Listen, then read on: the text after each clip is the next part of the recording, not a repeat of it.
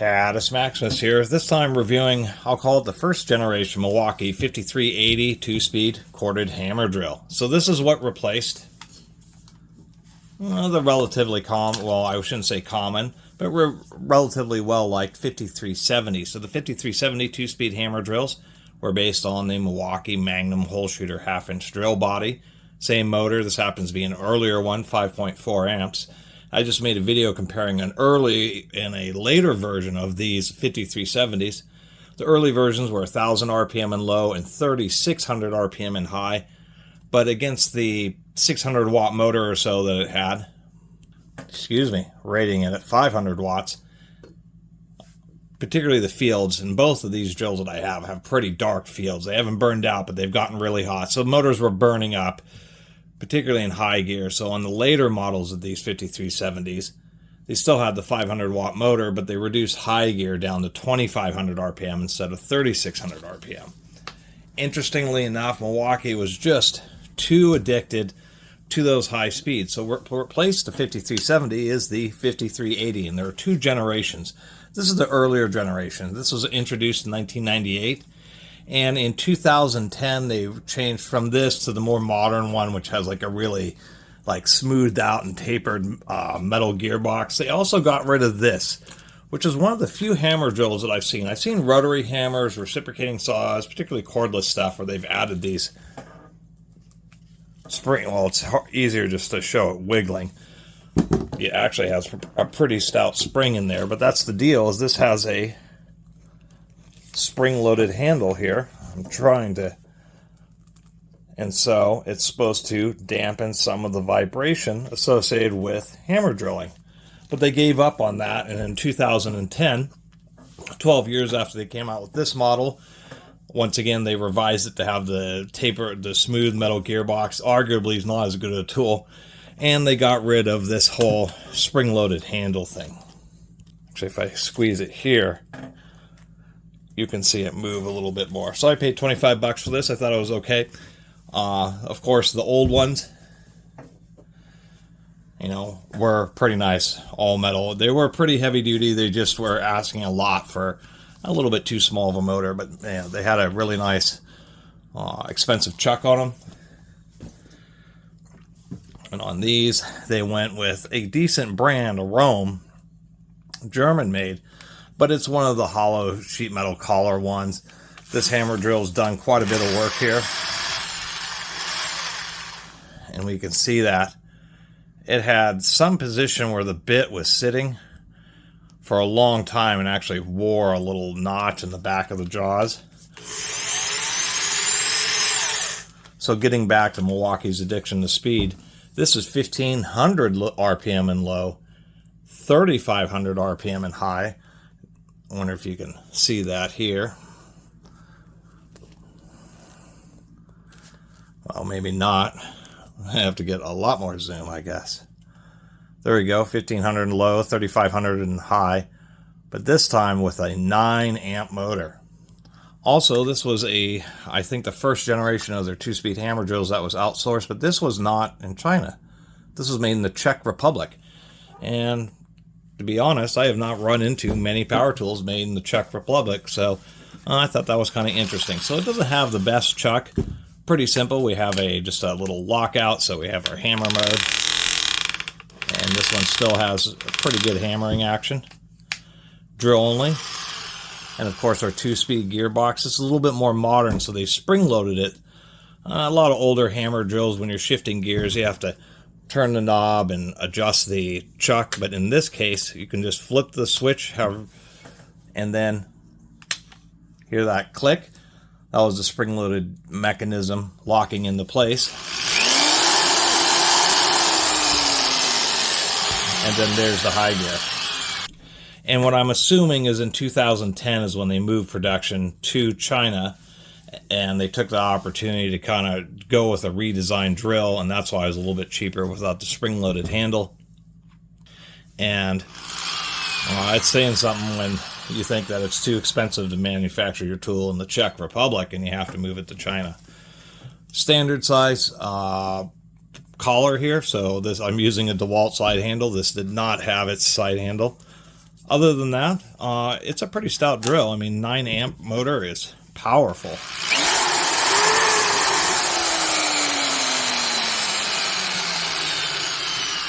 It really takes a long time to coast down. It is designed for right-hand users. As we can see, the ventilation is blocked off on the left-hand side of the tool. We have exhaust in the bottom, the right, and the top. Gearbox still seems tight. It hasn't loosened up. I always need to double check that. But at least for right-hand users, you get just a little bit less dust in your face. So I suppose not a lot else to say about it besides at least it's easier to replace the chuck on this because they've included a little bit of an extended spindle. We have a couple flats so you can get a wrench on there and be able to more easily remove the chuck. They tend to get pretty jammed on hammer drills. So anyway, this has some peculiarities, we'll say, that are a deviation, I assume, because it is a whatever power tool company in Czechoslovakia. I think this may have not been a Milwaukee design tool built overseas, but it's essentially a rebrand of somebody else's, because there's a lot of things that are done differently, such as there's this side cover. Interestingly enough, you still have these screws, but you have to remove the power cord in order to split the handle, because it has this cover cap, and then the power cord is actually screwed into the section of the handle that you would actually separate to open it up to check the brushes. But they did that because it's easy to replace. When you swap the power cord, you just pull off those 2 screws, pop that cover, and then you actually have these little screw terminals here.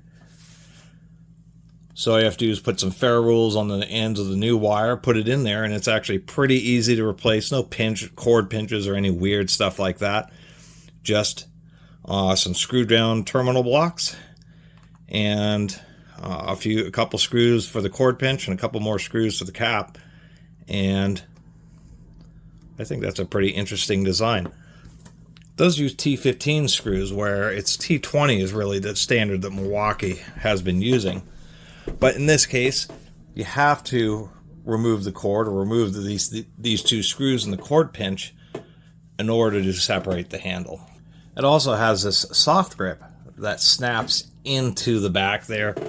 I suspect that over heavy use, this is probably one of the things that has issues early, is that this ends up just getting destroyed and falling out, and so you end up operating the tool. So at least this one still has it. It has these little dimples in it so between the spring-loaded handle and slightly cushioned backrest, I mean, they did try to make it, a little more comfortable, and it turns out that there's another screw hiding right under there.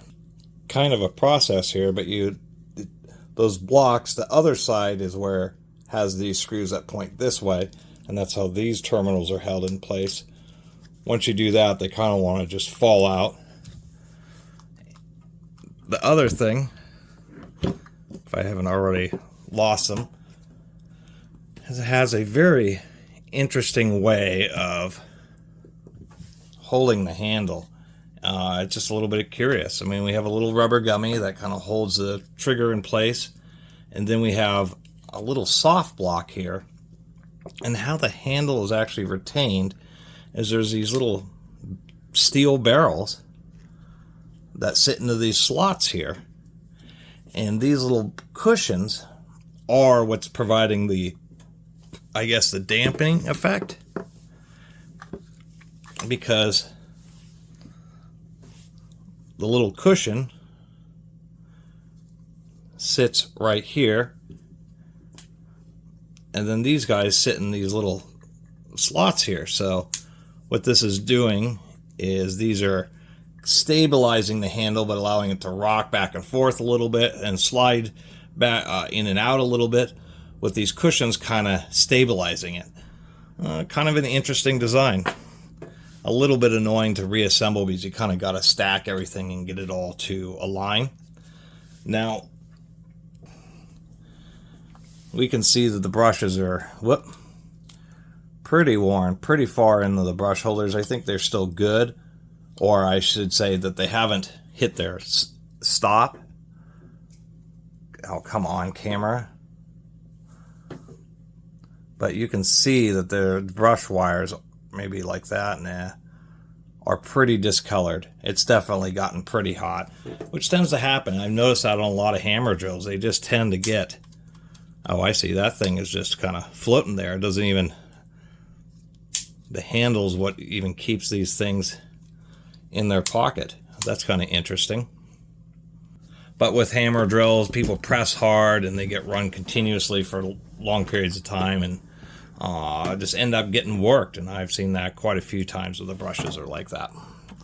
And even a closer look, we can see that that wire is actually, it's either fried or just vibrated enough to fatigue and break. So the wires are still connected to the brass brush guide. And so it's still getting conductivity and that it'll still run, but it just generates a little bit more heat and it has a little bit less power because there's just a slightly increased resistance. I'll see if I can do anything about those brushes. Most times it's not a big deal, but especially on higher power tools, it does become more important that they have these little wires embedded into the brushes. Just because, not just to improve power delivery, but it actually reduces, heat buildup in the brush holder a little bit. Yeah, those brushes got real hot. You can see that copper's turned just a total gold color there. This tool has definitely been worked, earned its pay. Can't get a particularly good look at the commutator. It has a fair amount of wear. Guess it's not the worst. Well, even though the brushes have gotten burned up, I don't see a lot of blackening of the field, which is definitely good news. No screws holding on the field, it's just kind of a press fit in the body. And this is just an odd cap, I guess. Totally odd. There's just nothing up there. There may have been a nameplate on some models of these or something like that, but this thing just kind of catches there and then snaps into place. I mean, you can fit a lot of micro or regular size SD cards. You could even fit a small NVMe SSD in there. This is kind of odd. There's a secret compartment. You could stash secret documents in there, microfilms. It's so odd that it has that little compartment there. Anyway, closer look at the motor. Seems to be okay. I mean, they did put some extra epoxy around the base of the windings there, which helps them prevent them from getting fatigued, especially in a hammer drill with all the vibration. There's a little bit of a lip, but it's actually not in bad condition, this armature. And you don't see any black end. There's, all the little contacts all look exactly the same. So, and around here, so there's no evidence that it actually burned up. It just got hot, probably close to burning up, but not actually. Many power tools are using, last 20, 30 years, started using these little rubber cups around the back bearings. And I think that's for two reasons. One is it does help reduce vibration a little bit. But two, if these bearings in the back, the ones in the front in the gearbox kind of get splashes of oil from the grease. But in the back, it's all just limited to whatever grease is inside the bearing. So they tend to wear out the soonest and lock up. And when they lock up, they end up melting. I mean, they're locked up, so they end up spinning and melting the plastic and ruining a whole housing. So they've started doing this. So if the bearing locks up, this is the part that gets ruined and not the more expensive housing. It actually feels okay, but it could use a touch of grease, so I'll end up doing that. 627 bearing, not a 608. A 608 is 22 by 8 by 8 millimeters thick. This is a 627, so this is a 22 by 7 by 7 thick. But I'm actually surprised. So our Czech-made, Czechoslovakian built Milwaukee is using SKF Italian-made bearings. That's actually a really premium bearing. I mean, that's just inarguable. SKF is well-respected, is a top-shelf bearing manufacturer, Italian-made. I mean, it's an expensive bearing, that's for sure. So, here is our diaphragm. Popping the gearbox open on that Cintia, that Swiss-built Bosch hammer drill, they did the same thing, where it's a cast aluminum. I mean, a nice cast aluminum mid-frame on this drill, or this is technically the diaphragm. That's the fan shroud. I misspoke earlier. But then they put plastic around it. And I guess that's just because aluminum's a better material, but it transfers heat more, so they just use the plastic as insulation. We do have a needle bearing down there for that reduction gear. This is modern enough where they're just using a coarse 4-tooth arbor, although the front bearing in this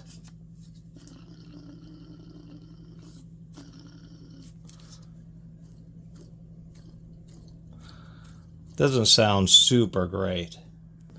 On a sleeve bearing for the upper portion of the spindle, which I understand on a hammer drill, the spindle's going back and forth a lot.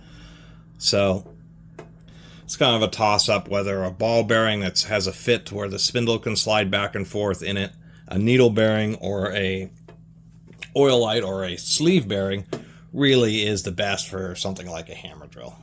Also, like the Cintia, what it does is it uses an idle gear, so this gear is spinning when it's in one speed, and then when you change, this little post wants to come out, and then when you change speeds, this collar is locking against, there it goes, against this gear, giving you a different ratio. Or many times, or at least like on the older Milwaukee and a lot of other designs, both these gears just slide back and forth. But this intermediate gear has to have extra space because it either engages here or it engages down here. Using designs where you have like a separate collar, kind of like more like in a real transmission where you have a gear that's disengaged and just spinning around, and a gear that is engaged, idle gear system, means that you don't actually have gear teeth sliding up and down. They're always engaged and their position doesn't change, so it's better for gear longevity. We can see how coarse the teeth are for the input side. So when you're in low speed, it goes into here, and then this small end goes to a big gear down the bottom, and that's how you get low speed. And when you want high speed, actually I think I was just in high speed, and then when you go into low speed, it engages this gear, which is connected to here. And it's surprising that the difference in ratio from this to this is from 1500 to 3500 RPM, so more than double the speed. So we're just going to take a good look at these gear teeth. They actually look pretty good. Interestingly enough, I can't really figure out, for a while here, I just couldn't figure out what was going on inside this thing, because we have like this little weird piece there, and it's kind of weird shape, until I realized, oh, so this is the first generation of hammer drills that have a clutch, and that's what this is. This is some kind of spring or snap ring or something in there that, I have no idea how this is designed. Even the parts break down. This whole gear is one little assembly. But that's what this is. This is just some type of clutch. So if you ever have one of these where it just is slipping too much, the issue is right here. So that's kind of interesting. And it does have a clutch. And we can see, since it's right off the input, the clutch, I suspect that the clutch doesn't work super well in high gear, because in order to deliver enough power in low gear, it still need to be fairly tight. Although maybe since it's just coming right off the motor, it doesn't matter, and it's just designed to start slipping before the motor ends up stalling out. We have two really thick alignment pegs. I've talked about this many times. It's important with gearboxes, and some manufacturers just don't pay very much attention to it. But it's very important that gearboxes go back in the exact same position. So when they have alignment pegs, it means you can disassemble it, service it. When you put it back together, it is just exactly, perfectly, the gears are just in the same alignment. The gearbox isn't rotated a little bit, causing the gears to deflect one way or another. And there's a surprising number of like Makitas and other manufacturers who just don't pay much at old skill quarter drills. It's surprising, some of the manufacturers who just don't pay attention to that. So if you open up the gearbox and put it back together, it just may not have the same alignment, and it'll cause the gears kind of ride on the corners a little bit and just cause them to wear out faster, and it's just kind of sad. One thing I was noticing is that the idle gear, they're really trying for efficiency, but this idler gear, that is indeed on a ball bearing. That doesn't even sound super great. It sounds okay. But nonetheless, it's actually a nice touch to have that idler gear on a ball bearing, so it's really not sapping much power. And we even have a gasket. And there is a second little needle bearing down there for the other end of the idler gear. And there is indeed a ball bearing up here. It's just sized so that the spindle can slip in and out, which means you get just a touch of play. Maybe, most, professional grade drills, when you try to wiggle the spindle, up and down, they're super tight. But with a hammer drill and the way the spindle has to go in and out, they always have to have just a little bit of play. So I'm going to get some grease in here and see if I can't dig up some brushes. I'm probably going to have to poke out this motor and we'll see what I can do. This bearing down here just doesn't sound super great.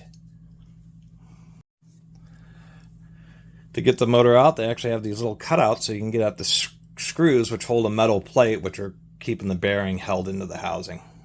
Kind of an interesting setup on the motor here. This is a 6000 series NMB made in Thailand. So surprisingly enough, the back bearing is better quality, a little bit better quality than this front bearing.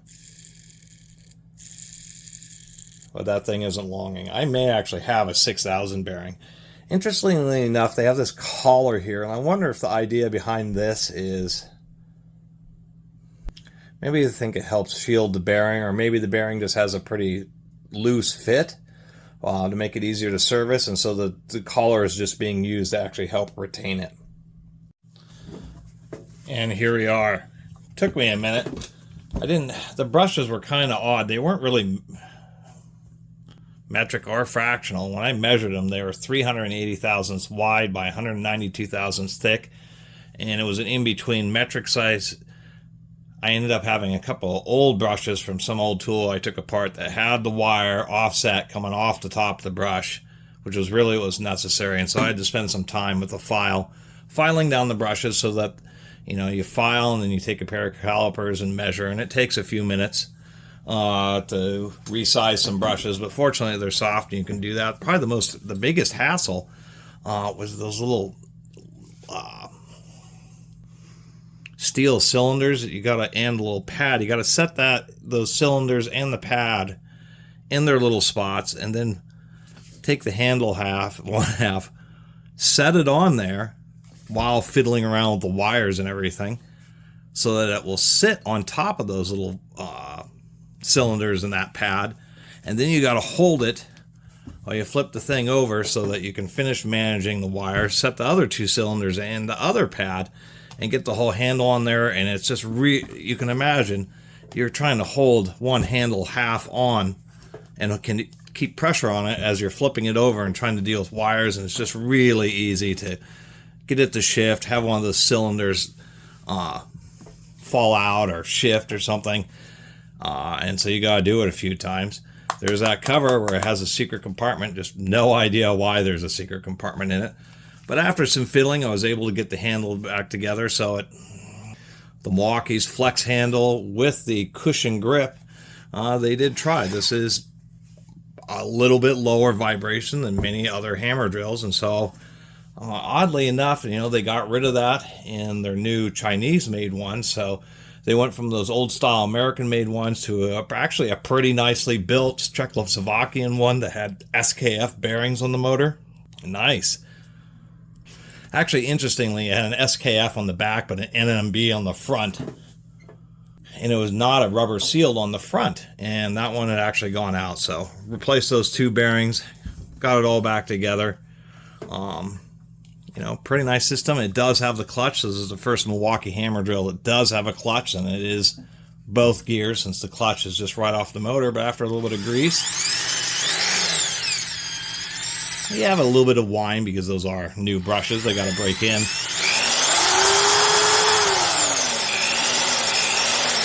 Sounds a lot better. A lot of times, a lot of really noisy gearboxes is just because either the grease is dried up or has worked its way out, and the gears are just kind of rattling, and that type is really where a lot of the noise comes from.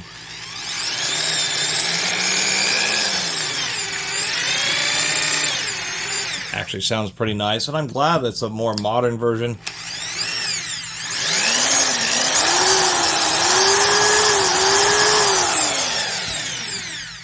That has a spring-loaded gear change mechanism, so it's really easy. You can always flip the switch, and if it doesn't align, it'll automatically lock itself back into place.